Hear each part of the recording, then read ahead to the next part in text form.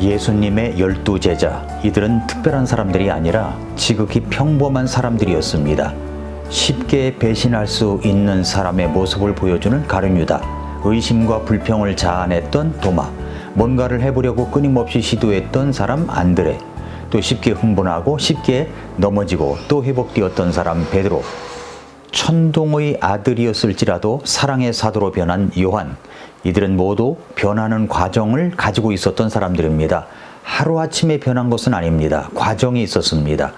제자들도 우여곡절을 겪으면서 성장통을 겪으면서 진정한 하나님의 사람이 될 수가 있었습니다. 우리도 지금의 내 모습이 모든 결과물이라고 생각하지 말아야 합니다. 우리는 날마다 주님의 모습을 닮아가는 그런 사람들입니다. 과정이 있는 사람들입니다. 오늘은 예수님의 제자 시리즈 6번째로 야고보에 대해서 나누도록 하겠습니다. 먼저 첫 번째로 야고보의 등장 배경입니다. 야고보의 등장 배경. 이 야고보는 요한과 형제지간입니다. 세베대의 아들 야고보와 요한이라는 말이 관용구처럼 등장하죠. 야고보도 직업이 어부였을 것입니다. 베드로의 동업자라고 누가복음 5장 10절에 언급되어 있기 때문입니다. 사업도 이제 자그마한 사업이 아니라 아마도 큰 규모의 사업이었을 것이라고 추측이 됩니다. 왜냐하면 마가복음 1장 19절에 보니까 그분께서 거기서 조금 더 가시다가 세베대의 아들 야고보와 그의 형제 요한을 보셨는데 그들도 배에서 자기들의 그물들을 고치고 있더라 라고 말씀한 장면이 나옵니다. 예수님은 야고보와 요한을 부르셨습니다. 그러자 즉시 그들은 자기들의 아버지 세베대와 품꾼들을 뒤로 하고 예수님을 따라갑니다. 오늘 말씀해 보니까 즉시 그분께서 그들을 부르시니 그들이 자기들의 아버지 세베대를 품꾼들과 함께 배에 버려두고 그분을 따라갔다라고 했습니다.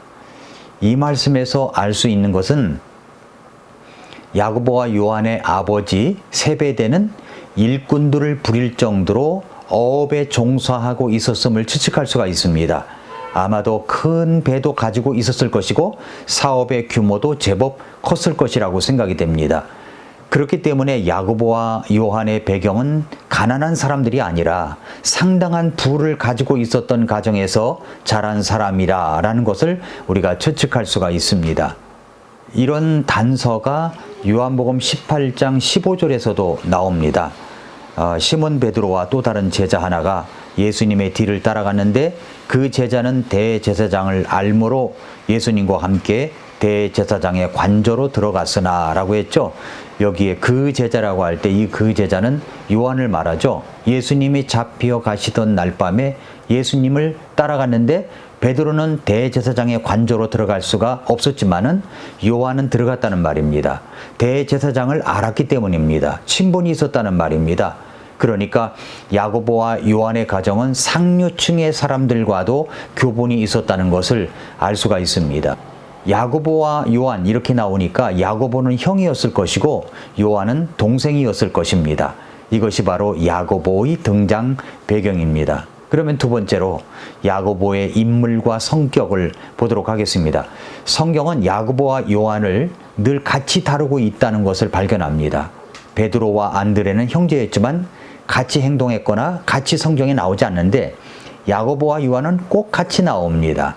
그러니까 형제라고 할지라도 같이 행동하는 것을 좋아하는 형제가 있는가 하면 어떤 형제는 꼭 그렇지도 않은 형제가 있다는 것을 알 수가 있죠. 형은 동생을 잘 챙겨주고 동생은 형을 잘 따르고 이런 구조가 바로 야고보와 요한이 아닌가 그렇게 생각이 됩니다.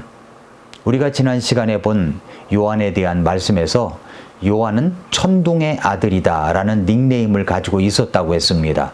그런데 요한만 그런 것이 아닙니다. 야고보도 똑같이 말씀하셨습니다. 야고보도 천둥의 아들이라는 닉네임을 가지고 있었던 사람이라는 말입니다.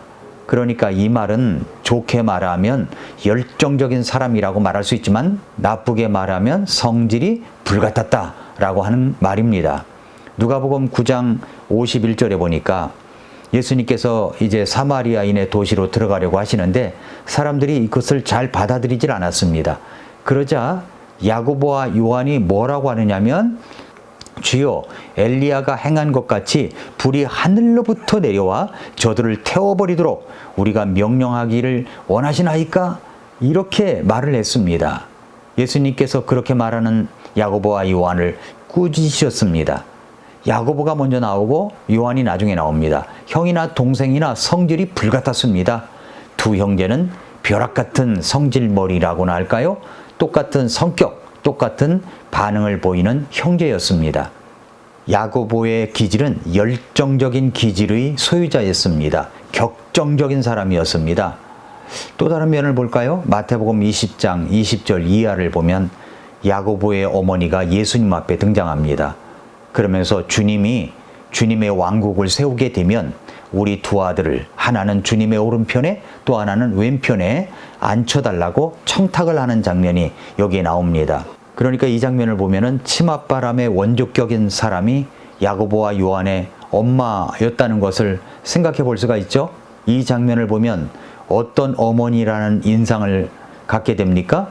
다른 사람들이 나를 어떻게 생각하느냐를 무시하고 자식을 위해서라면 어떤 청탁도 할 수 있으며 어떤 일도 할 수 있는 온 열정을 가진 엄마였다는 것을 짐작할 수가 있습니다. 이런 어머니의 기질을 자식들이 닮은 것 같습니다.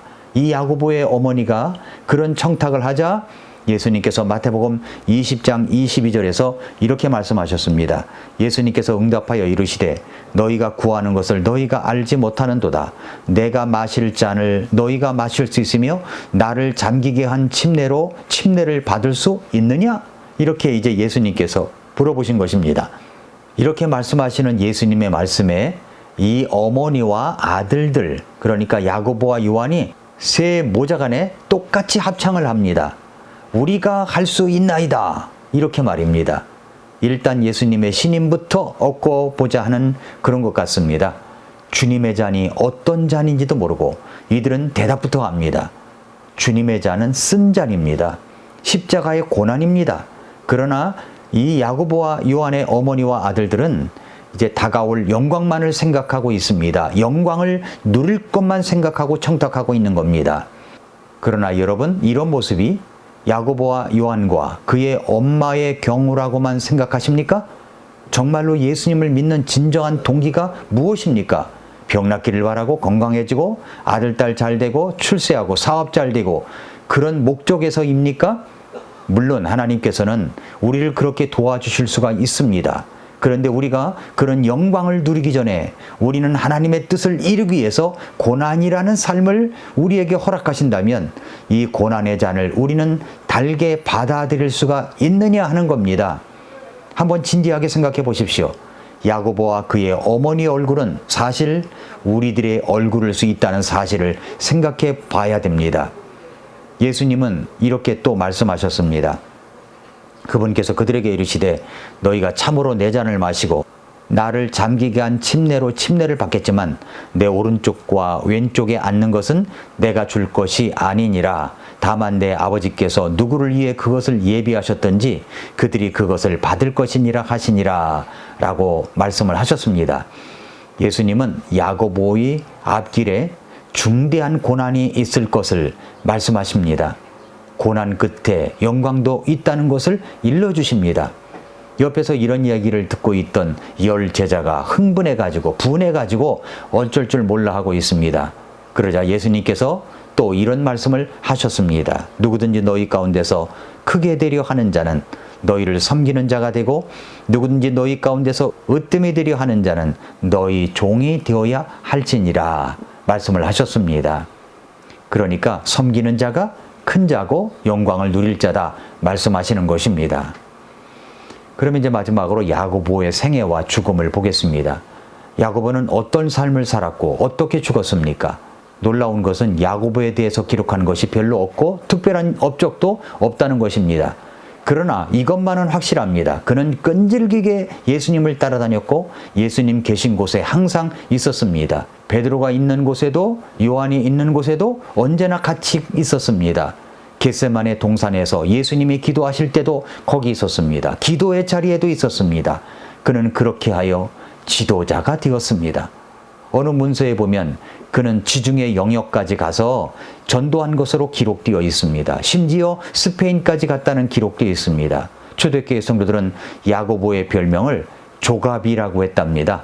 늘 해안을 찾아다니면서 어부들에게 많은 전도를 했기 때문입니다. 야고보는 AD 44년, 그러니까 사도행전 12장 1절 이하에 보면은 요한의 형제 야고보를 헤로드 왕이 칼로 죽였다는 기록이 나옵니다.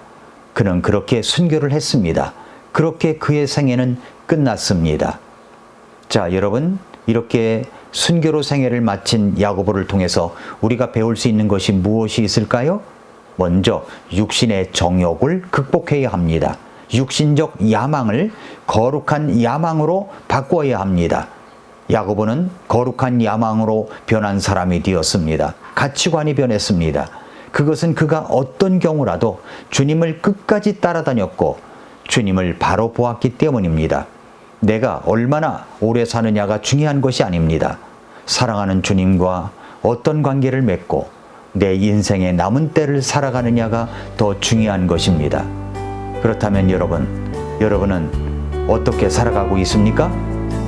오늘도 미라클 모닝입니다.